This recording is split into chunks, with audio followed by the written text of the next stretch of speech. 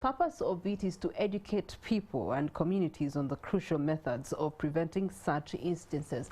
You get to look at an annual report that estimates about 236,000 people who get to drown, and that category has children mostly in the age group of 5 to 14 years being most susceptible to such accidents or incidences. Ivan K. Walunyolo is covering this day in NTV, and we want to find out from him because NTV has had many of these cases year in, year out. What are some of those preventative methods that they have adopted over the course of time to ensure that people don't drown? Good morning to you, Ivan.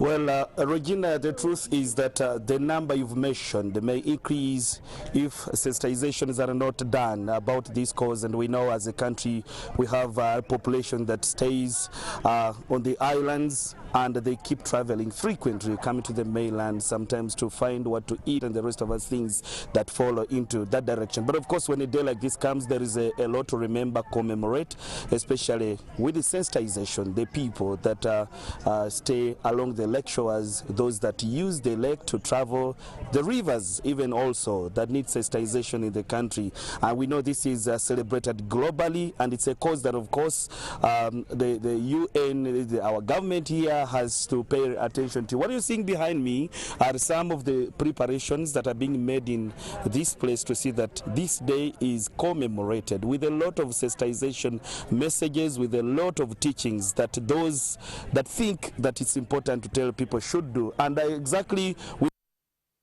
to the country that people have drowned, not the first time, first or second, third, but many, or often many times people are drowning. But I just want to talk to the people that have organized this day to tell us what does it mean for them to celebrate or commemorate this day. Let me just speak to the executive director for Swim Safe Uganda that has partly been organizing this. We know it has done this with the Uganda Police Force under Marine, the UPDF, and the Civil Aviation. But they tell us what this day means to them. Good morning and welcome with Morning at NTV. Good morning, Ivan. Mr. Moses Kalans, tell us, what does it really mean for you to be part of this day, and what message do you want to pass in commemorating this day? Yeah, it's known that Uganda, third is water.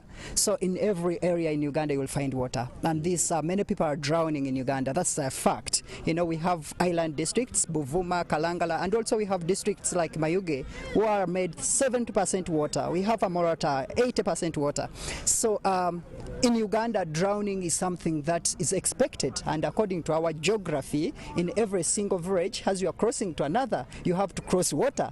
So we are vulnerable to drowning. Everyone is in Uganda is vulnerable.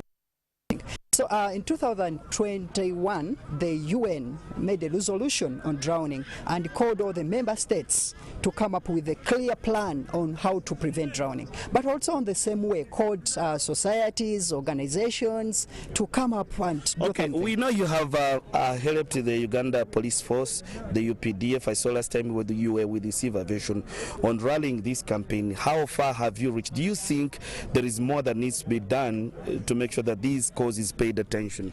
Surely it's not only with the government agency like Civil Aviation that Swim Safe we've worked with, we have trained, but we have also trained the community. Yeah, we have set up community-based youth ambassadors who are there to respond in case and also to prevent. But I'm saying this is just a drop in the ocean. You know, we need to do a lot. More so, the government needs to come up with a clear policy.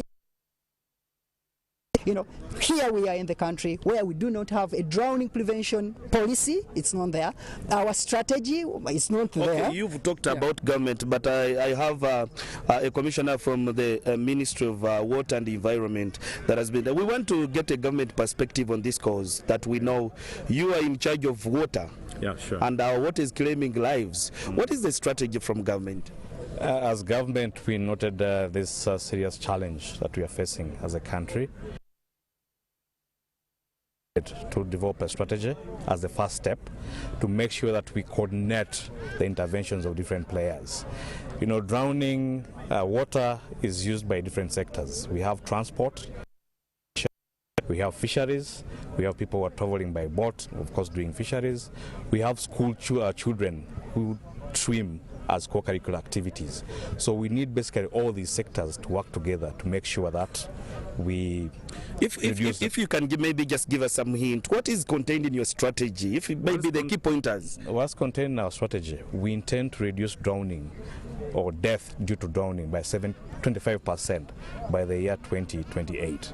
That is our key strategy. And we are working with the different sectors, as I mentioned, to make sure that interventions are in every sector that use water.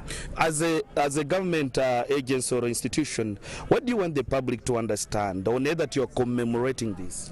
What we want the public to understand is that there are services run to or to get they can get. For example, the fishing community. There are services that we're putting on the lake whereby they can call when they're in distress. So we have a number, it's 112, which they can call on any number so that they can receive services. We've put up about 8 search and rescue centers where we can have people coming to respond to such incidences. So government, we are putting interventions such as that one to make sure that we address this challenge. Don't you think the Ministry of Water and Transport should partly be part of this, I can say, because they're the ones that are in charge of people that move on the lakes and the waters that we have? Yeah, Ministry of Water is the lead agency that is coordinating all the other agencies. As I mentioned, the Search and Rescue Center is being put in place by the Ministry of Works and Transport. We have education that we are coordinating with. We have Ministry of Health. We also have education. So the Ministry of Water is the coordinating entity and is coordinating all the other ministries. Okay, we'll wind up with your name, but I will speak to Professor also. Wind up with your name. My name is Swagude Sowed. I'm the acting commissioner in charge of international and transboundary water affairs. Okay, I have a professor from the University of Southern California who is also going to tell us the global perspective on research. And the rest of us, Professor, then thank you very much for joining me on Morning at NTV. Thank you. I'm very happy to be here. Yeah, we want you to tell us from a global perspective on what you think should be done to avoid drowning. Not only Uganda, we have many other countries, those that use the ocean, the seas, and the lakes. Right. Well, drowning is the 3rd largest cause of death from injury, and so over 300,000 people are dying from drowning all over the world. But 90% of those people are dying in low and middle income countries, and countries like Uganda bear a really huge burden when it comes to drowning. So they really need to take some specific steps to protect people from this preventable cause of death. There's a number of things that the international community and the World Health Organization recommend. Just this past May, WHO passed its first resolution on drowning prevention and called on countries to develop a national strategies like the ones that we've been hearing about in Uganda. And right now Uganda has a draft plan, and we're really pushing to get that plan implemented as a real policy and get those programs running. Programs like teaching children how to swim, making sure that there are emergency warning systems in place so that we know about weather that is coming, making sure that communities know about what needs to be done to prevent drowning, that there's fences around bodies of water, that there's signage, that people know where not to go, and that there's lifeguards and people looking to make sure that especially young children are protected when they go near the water.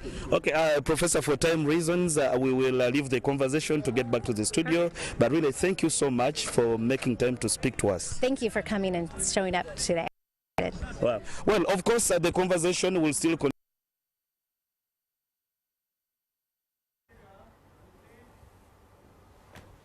Okay, thank you so much, Ivan K. Warinyolo. We were also having the same conversation with my guests in studio, their experiences with the water and potential moments of having thought they could drown and what went through their minds. So it's not an experience each one of us would like to go through, neither our loved ones, neither our communities, neither our countries. So let's learn as much about it. Let's get some skills when it comes to water management and how to avoid drowning so that we can be able to bring down those numbers that were shared by Ivan